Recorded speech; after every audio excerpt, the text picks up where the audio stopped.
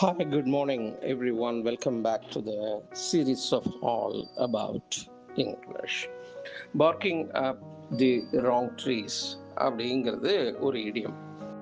அது என்னன்னா, following a mistaken line of thought, pursuing அப்படின்னா ஃபாலோயிங்னு அர்த்தம். ஒரு தவறுதலா மனசுல உள்ள ஒரு எண்ணத்தை அப்படியே பிரதிபலிக்கிறது. அதன் மூலியமா making a falls accusation are looking for answers in the wrong place.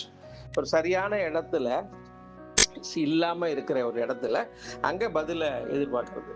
ஆனா அந்த இடத்துல பதிலே இருக்காது. நாம தோணுதுங்கிறதுனால ஒரு ராங் டெசிஷன் எடுத்து செய்யறோம் இல்லையா, அதை தான் barking up the wrong trees அப்படின்னு சொல்றாங்க.